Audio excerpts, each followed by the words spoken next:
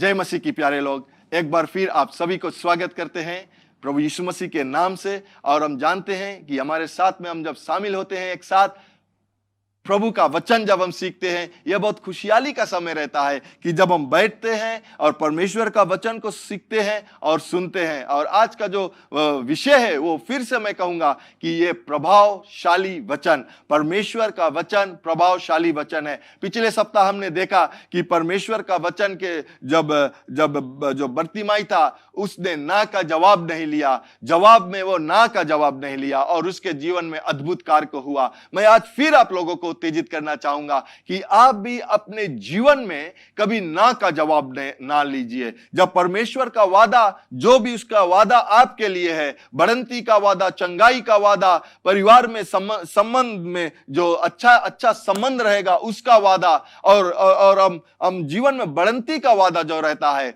उसका वादा जब हम देखते हैं, और वो वादा जब परमेश्वर कहता है अपने निगाह को परमेश्वर के वचन में और उसके वादाओं में लगाएंगे तो हम ये जान सकेंगे कि उसका वचन प्रभावशाली वचन है और वो हमें आगे लेकर चलता है। जोशुआ के किताब में अगर हम देखते हैं, जोशुआ 1 और 8 में वहां क्या कहता है, बोले अपना ध्यान परमेश्वर के वचन में या उसके व्यवस्था में दिन और रात लगाए रखना। दिन और रात यह नहीं कहता है कि हफ्ता में एक बार जब आप कलीसिया को आते हो, रविवार को, संडे को आप चर्च आते हो, सिर्फ एक बार अपने परमेश्वर का वचन में अपना निगाह लगा रखोगे और तो आप सफलता को पाओगे। नहीं, जोशुआ कहता है, उस वचन कहता है उसके लिए कि दिन और रात परमेश्वर के वचन में अपने निगाह को लगाए रखना, अपने आंख को लगाए रखना, तब आप अपने जीवन में सफलता को पाओगे। जो वचन कहता है आप वो करोगे और अपने जीवन में सफलता को पाओगे, अपने जीवन में आगे बढ़ोगे। यह परमेश्वर का वचन का सामर्थ्य वचन है। यह परमेश्वर का वचन में वो सामर्थ्य है, जब भी हम उस वचन को देखते हैं, पढ़ते हैं और उस वचन में चलते हैं, वो हमारे लिए कार्य को करेगा। प्यारे लोग, तो मेरा ये उत्तेजित आज फिर है कि हम या विश्वास जवाब में ना का जवाब नहीं लेगा। चलो आज हम देखते हैं उस स्त्री के विषय में, जो स्त्री को जो लहू बहने की बीमारी था, कितना रोज तक था, 12 वर्ष से स्त्री की लहू बह रहा था। उसने हर एक चीज को किया। धर्मशास्त्र कहता है वो डॉक्टर को दिखलाया, ओझा को दिखलाया, भोजा को दिखलाया और जो लोग थे सबको दिखला दिया। अपना जो आमदनी था, उसका जो पैसा था, जो सेविंग कर रहे थे, बचा कर रख रहे थे अपने बीमारी के लिए, वो हर एक लोगों तक गया, लेकिन कोई उसे चंगाई को ना दे सका। वो 12 वर्ष से समस्या में था।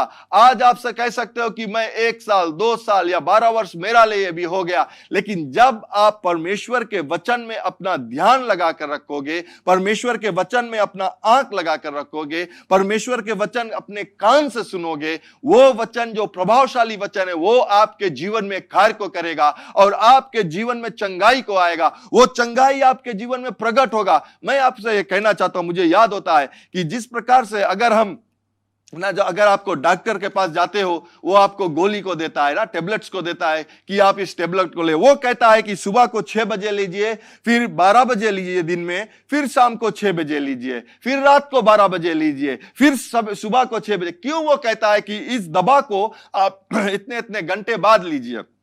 क्योंकि जब वो दवा आप इस्तेमाल करते हो, उस दवा का जो असर है वो सिर्फ उतने घंटे का लिए है, इसलिए आपको वो उतना घंटा बाद आपको लेना है, उतना समय के बाद में आपको लेना है। परमेश्वर का वचन अगर हम सुबह को कहते हैं तो मेरा सवाल यह है कि उसके बाद में आप क्या कहते हो। परमेश्वर का वचन में सामर्थ है और वो सामर्थ परमेश्वर का वचन में खुद है। वो वचन जब आप लेते हो वो आपके जीवन में विश्वास को उत्पन्न करता है और उस विश्वास के द्वारा आपको चंगाई को प्राप्त होता है। लेकिन मेरा सवाल यह है, अगर आप सुबह उठा, प्रार्थना को किया और फिर आप प्रार्थना करते हो 12 बजे, लेकिन उनके दरमियान जो वो समय रहता है, आप क्या कहते हो, आप क्या करते हो? क्या आप परमेश्वर के वचन के अनुसार जिस तरह से आप प्रार्थना किया, धन्यवाद दिया, उस तरह से चलते हो या अपने शरीर को सुनकर चलते हो? अगर आप अपने शरीर को सुनकर चलते हो, अपने शरीर के विषय में कहते हो, जो आपको शरीर पीड़ा देता है उसके विषय में कहते हो, मैं आपको यह बतला देता हूं, यह गलत मत समझना कि परमेश्वर के वचन में सामर्थ नहीं है, लेकिन आप अपने बड़े बड़े मुंह को खोलकर परमेश्वर का वचन के जो सामर्थ है उसे कम कर देते हो। और क्या करते हो? अपने जीवन के लिए वो कम करते हो और वो कार्य को नहीं करता है। इसीलिए बहुत जरूरी, इसीलिए जोशुआ कहता है कि दिन और रात अपने परमेश्वर की व्यवस्था में, परमेश्वर के वचन में निगाह लगा रखना, कान को लगाए रखना। प्यारे लोग, जब हम वो करते, उस प्रकार से जब हम देखते हैं कि जो स्त्री था वो उसके लहू बहने की बीमारी था 12 वर्ष से, अगर हम देखते हैं तो क्या होता है कि 12 वर्ष से लहू बहने की बीमारी, वो अपने सब पैसा को जो वो बचा कर रखी थी वो सब खर्चा कर दिया, क्योंकि वो अपने आप को चंगाई को प्राप्त करना चाहती थी। इसीलिए उसने अपने आमदनी को दे दिया। आज अगर आप बीमार हो तो मैं आपको यह कहना चाहूंगा कि जितना आप चंगाई चाहते हो, राइट, आप जितना चंगाई को चाहते हो उससे कई गुना ज्यादा परमेश्वर चाहता है कि आप चंगाई में रहो। इसीलिए उसने अपना इकलौता पुत्र को आप दे दिया। जिस प्रकार जो जीवन को आप बिताते हो आपको अच्छा नहीं लगता है, उससे कई ज्यादा परमेश्वर चाहता है कि आप बढ़ंती का जीवन गुजारो, आप सफलता का जीवन गुजारो। इसीलिए उसने प्रभु यीशु मसीह को हमारे लिए दिया कि उसके द्वारा हम उद्धार को पा सके, उसके द्वारा हम सफलता को पा सके। लेकिन हमें क्या करना है? हमें परमेश्वर के वचन में जो सामर्थ्य योग वचन है, जो प्रभावशाली वचन है, उस पर ध्यान रखना है, उसको पढ़ना है, उसको देखना है और उसमें चलना है। प्यारे लोग, हम देखते हैं जब ये स्त्री जो लहू बहती थी 12 वर्ष, वो सब कुछ खर्चा कर दिया, लेकिन उसने सुना कि प्रभु यीशु मसीह जो है वो चंगाई को देता है। प्रभु यीशु मसीह अंधे को आंख दिया, गूंगे को बोली को दिया, जो सुनते नहीं थे उसे कान को दिया, जिसके पैर की जरूरत था उसे पैर को दिया, जो लोग मुसीबत में थे उस मुसीबतों से निकाला, मुर्दे को जिलाया। वो सुना और सुनकर उसे विश्वास आया। कौन चीज सुना उसने परमेश्वर का वचन या परमेश्वर का चर्चा सुना, और जो चर्चा, जो परमेश्वर का वचन था, उस पर उसने विश्वास लेकर आया और वो जान सकी कि यह वचन जो है वो प्रभावशाली वचन है, यह वचन है जिसके द्वारा हम चंगाई को प्राप्त कर सकते हैं। उसने उस वचन को लेकर वो आया जहां पर बहुत से लोग थे। प्यारे लोग, उस समय अगर ये जिस स्त्री को जो बीमारी थी, उस बीमारी अगर उसे है तो उसे अपने आप को अलग करना, जो लहू बहने की बीमारी थी उसे अलग रहना है। वो मर्दों के जो क्राउड है उसमें वो नहीं आ सकती थी, या लोग जहां पर ज्यादा तादाद में रहते थे उसमें नहीं आ सकती थी। लेकिन इसने निर्णय को भी न बनाया, क्योंकि विश्वास जवाब में ना का जवाब नहीं ले सकता। शायद वो जब घर से निकल रही थी, शायद लोग वहां पर उसके कुछ स्त्री, उसके दोस्त, उसके परिवार थे, और कहने लगा होगा, धर्मशास्त्र में लिखा नहीं है लेकिन मैं ये बतलाना चाहूंगा, शायद कहने लगा होगा, ए बहन तू कहां जा रही है, तू बाहर नहीं निकल सकती है, तू घूम नहीं सकती है, क्योंकि तुम्हारा जो बीमारी है, तू लोगों के बीच में नहीं जा सकता है। लेकिन वो स्त्री ने ना का जवाब नहीं लिया। वो स्त्री ये जानती थी कि मैं इस कमरे के अंदर रहूंगा, मैं मर जाऊंगा, अगर मैं वहां क्राउड में जाऊंगा शायद लोग मुझे मार देगा, लेकिन मैं ना का जवाब नहीं लूंगा। मैंने सुना है कि यीशु ने मुझे चंगाई देता है, तो मैं सिर्फ जाऊंगा, उसका जो कपड़े है उसे छूऊंगा और मैं चंगाई को प्राप्त करूंगा। वो स्त्री ने इस वचन को सुना और वो जानता था कि जिस वचन को उसने सुना यीशु मसीह के विषय में, वो प्रभावशाली वचन है, और वो अपने आप से निर्णय को बनाया और वो चल पड़ी। आज हमें भी अपने घर से निकलना है। हम जिस स्थान पर है, जिस बॉक्स में हम बंधे हैं, उस बॉक्स से बाहर निकलना है। उस बॉक्स से बाहर निकलकर हमें सोचना है, विचार करना है, और अपना विचार को परमेश्वर के वचन के विचार से लाइन करना है। और जब हम उसे लाइन कर लेंगे, क्या होगा? एक हो जाएंगे। हमारा विचार और परमेश्वर का वचन जो है, उस अपने विचार को उससे बदल लेंगे। क्या होगा? हम भी अपने घर के उस कमरे से बाहर निकलेंगे विश्वास के द्वारा, और हम ये कहेंगे कि परमेश्वर का वचन कहता है, वो वचन प्रभावशाली है, मेरे लिए होगा, मेरे पति के लिए होगा, मेरे पत्नी के लिए होगा, मेरे बच्चों के लिए होगा, मेरे सास ससुर के लिए होगा, मेरे माता पिता के लिए होगा, मेरे कलीसिया के लोगों के लिए होगा, मेरे यार दोस्तों के लिए होगा। क्योंकि परमेश्वर का वचन प्रभावशाली वचन है। वो हर एक समस्या से ऊंचा होकर हर एक समस्या को दूर करेगा। दोस्तों, यह कहता है वचन कि परमेश्वर का जो वचन है, परमेश्वर ने अपने नाम से सब ऊंचा स्थान को दिया है। क्यों? क्योंकि परमेश्वर का हर एक नाम जो दिया गया था, वो नाम का हर एक मतलब रहा, लेकिन परमेश्वर ने कहता है कि मेरा जो नाम है मैं अपने वचन में बांधकर उसे ऊंचा करता हूं, यानी कि उसका जो वादा है वो सबसे ऊंचा है। वो जो कहता है वो हमारे लिए होगा। और हम देखते हैं कि ये स्त्री गई और बाहर गई और वो क्राउड में गई, वह हल कर, शायद वो चुपते हुए, अपने आप को ढांकते हुए, घबराते हुई, लेकिन वो गई, वहां पर अंदर गया और जहां यीशु था। ऐसे नहीं है कि यीशु मसीह जा रहा था और सिर्फ 50 लोग उसके पीछे जा रहे थे, या सिर्फ 100 लोग उसके पीछे जा रहे थे और उसे सिर्फ 100 लोगों के बीच में जाना था।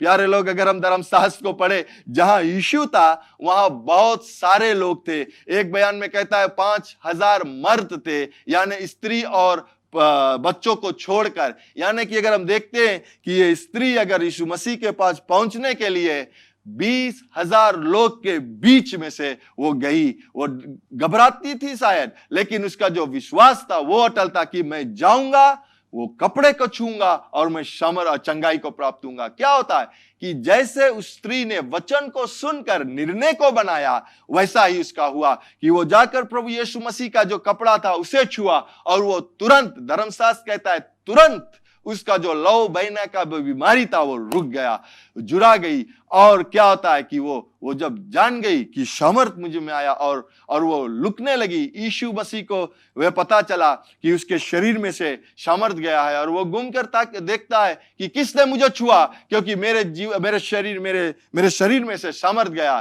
चेला क्या कहता है कि प्रभु यीशु, तू देख रहा है कि कितने लोग हैं तेरे आसपास, कौन तुझे छुएगा, कौन तुम्हें छुआ है और हम कैसे ढूंढ सकते हैं। यीशु कहता है कि एक ने मुझे छुआ है और मेरा सामर्थ गया। वो स्त्री ने छुआ यीशु मसीह का वचन लेकर, और वो सामर्थ्य वचन, वो कार्य को किया, विश्वास के द्वारा वो चंगाई को प्राप्त की। और वो स्त्री कहती है कि डर गई, जानती थी कि मैं अब चुप नहीं सकती हूं, तो वो कहता है कि मैंने छुआ, और वो कहती है कि मुझे चंगाई को मिला। यीशु कहता है कि जा, तेरा विश्वास ने तुझे चंगा किया, या मेड यू होल। मैं ये विश्वास करता हूं कि जब उसे कहा कि जो कुछ वो बीमारी के कारण से वो क्या कहता है कि जब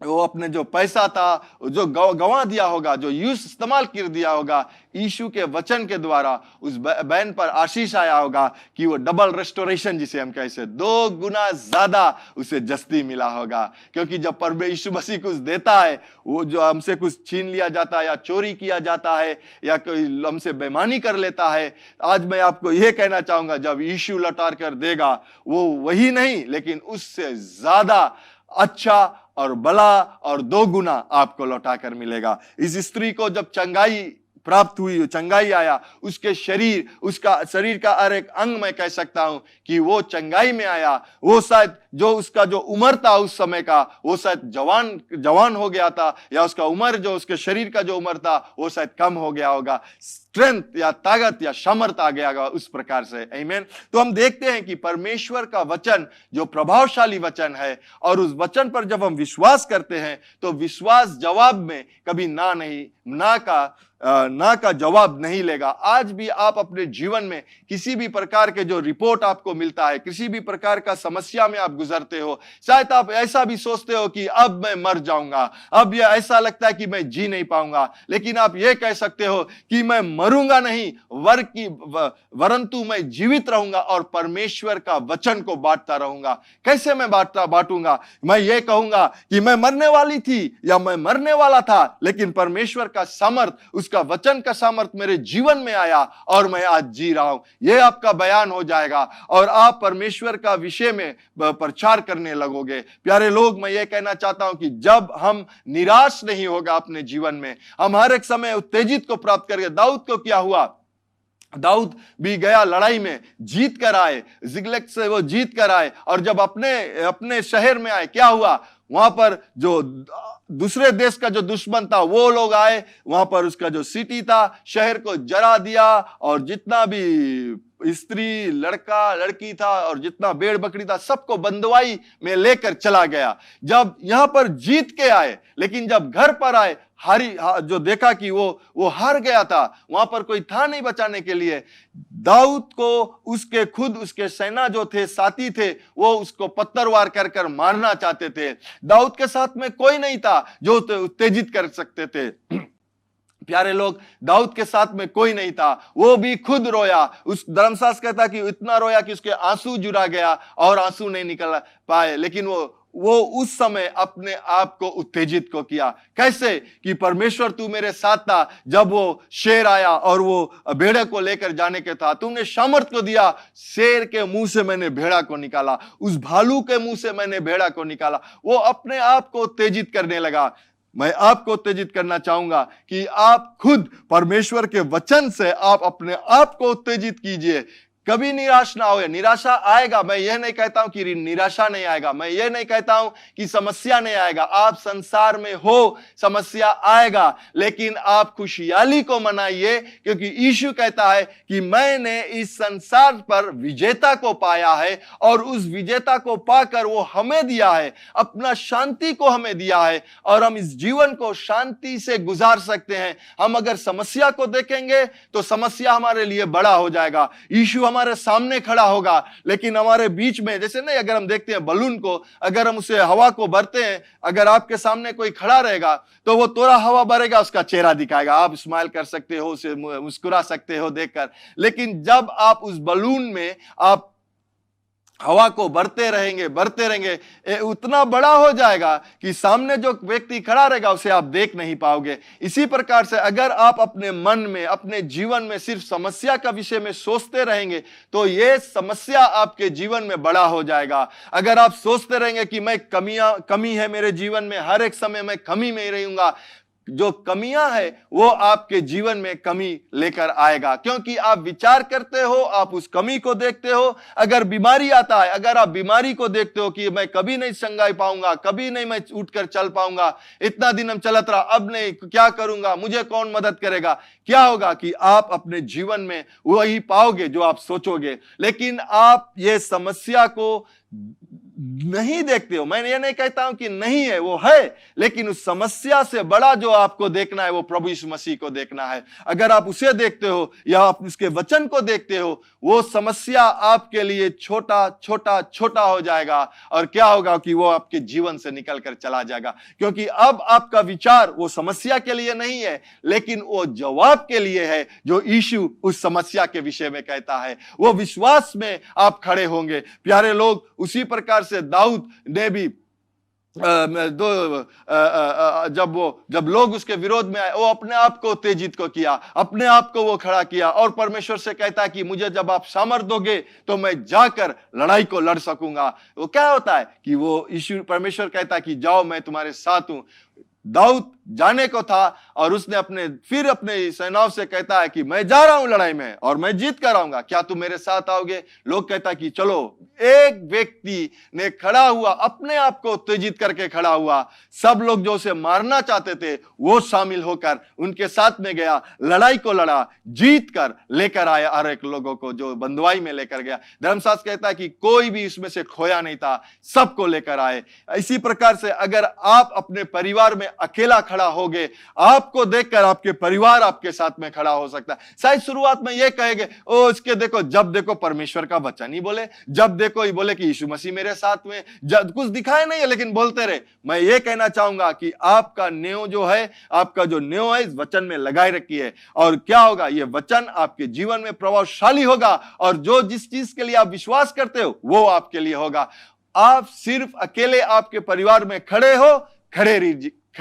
ही रहिए, ताकि आपके द्वारा आपके परिवार बचेगा और वही परिवार जो आपके विरोध में आ रहे थे, वही परिवार आपके साथ में आकर उस लड़ाई को लड़ेंगे। याद रखना, फिर से मैं कहूंगा, मैंने कहा था कि हमारा जो लड़ाई है वो शारीरिक लड़ाई नहीं है, हमारा जो लड़ाई है वो एक दूसरे से नहीं है, मनुष्य मनुष्य का लड़ाई नहीं है, लेकिन हमारा लड़ाई जो है वो आत्मिक है, क्योंकि जो आत्मा हर एक मनुष्य का पीछे से लड़ाई को लड़ता है वो शैतान का आत्मा है। इसी प्रकार से परमेश्वर का जब वचन है वो प्रभावशाली वचन है। यीशु ने कहा कि मेरा वचन आत्मा और जीवन है। अगर उस वचन को हम लेकर लड़ेंगे प्यारे लोग, क्या होगा, हम भी आगे आगे बढ़ते जाएंगे। और हम ये गीत को गा सकते हैं, बढ़ते जाएंगे आगे आगे, पीछे ना कभी मुड़ के देंगे, यीशु है मेरा साथ, मेरा विरोधी कौन हो सकता है। प्यारे लोग, आज का दिन जब हम उठते, आज का दिन हम हर एक दिन जब हम उठते हैं, हम उस दिन को खुशहाली को मनाएं और ये कहे कि आज का दिन यहोवा ने बनाया है। हम इसमें आनंदित को प्राप्त करते हैं और जो कुछ यहोवा बनाता है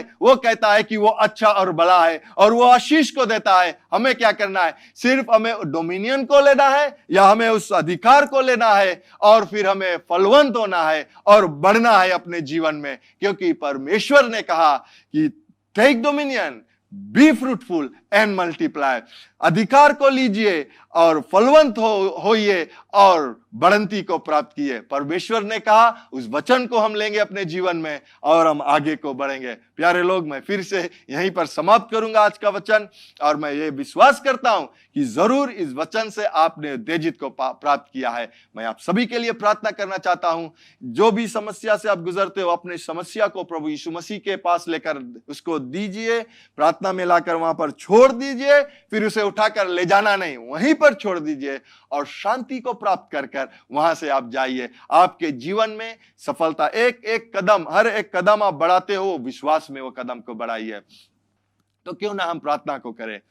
स्वर्ग पिता, मैं धन्यवाद देता हूं आपके पवित्र वचन के लिए, जो वचन समर्थी योग वचन है, आपका वचन प्रभावशाली वचन है। जिस चीज के लिए आप अपने शब्द को कहते हो या अपन वचन को भेजते हो, वो आप तक फिर से लौटकर आता नहीं है जब तक वो अपने कार्य को नहीं करता है। जैसे आकाश से बारिश होता है, वो आता है, धरती को भिगोता है और धरती में से ग्रास उत्पन्न होता है प्रभु यीशु, और वो उत्पन्न होकर के बाद में वो बारिश आकर अपने कार्य को कर तब फिर वो आकाश में लौटता है। उसी प्रकार से परमेश्वर, आपका जो वचन, जो शक्तिशाली प्रभावशाली वचन, समर्थी योग वचन जो आप कहता है, वो आकर मनुष्य के जीवन में कार्य को करता है, या जिसके लिए आप भेजता है इसको कार्य को कर तब वो आपके पास लेकर जाता है। उसी प्रकार से मेरा यह प्रार्थना है कि हर एक लोग जो मेरे आवाज को सुनते हैं, मैं प्रार्थना करता हूं प्रभु यीशु, और यह कहना चाहूंगा कि आप इन मनों को, आंखें को खोलिए ताकि वो आपके वचन को देख सके, आपके वचन में वो सामर्थ को दे सके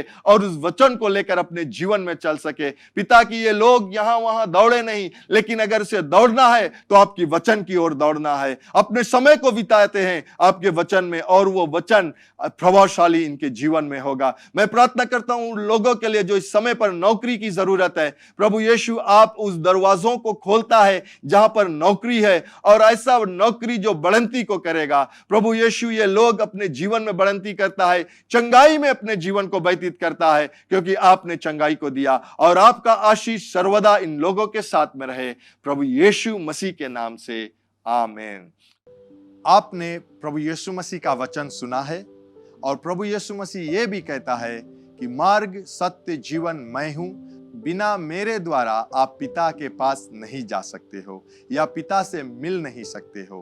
तो प्रभु यीशु मसीह को अपने जीवन में आप ग्रहण करना चाहते हो, उसको अपने जीवन में लेना चाहते हो ताकि आप उद्धार पा सकते हो, क्योंकि यह भी कहता है वचन कि जब आप अपने मुख से कहते हो कि प्रभु यीशु मसीह, परमेश्वर ने प्रभु यीशु मसीह को जिलाया है, और अपने हृदय में इन बातों को विश्वास करते हो, तो आप उद्धार को पाते हो।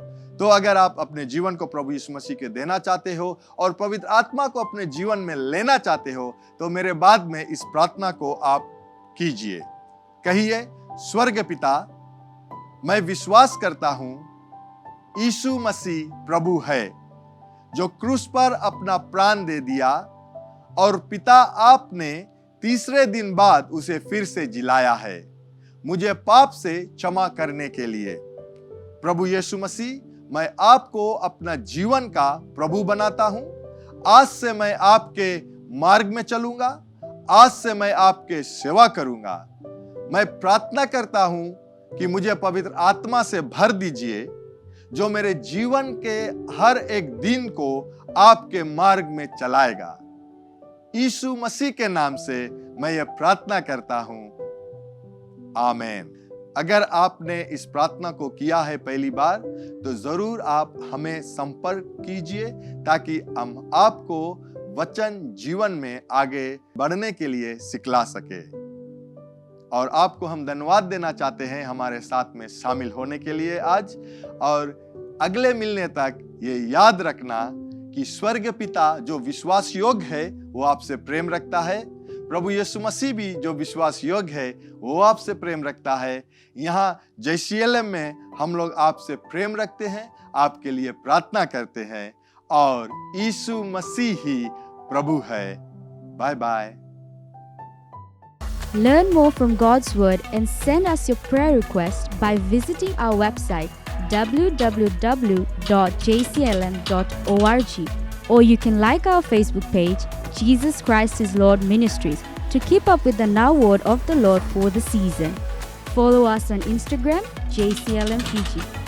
Better still, subscribe to our YouTube channel, JCLM Fiji, to receive the latest teaching of God from the ministry. If you'd like to host Brother Brian for teaching and ministering at your church, or host a conference, you can contact our church office 3315202.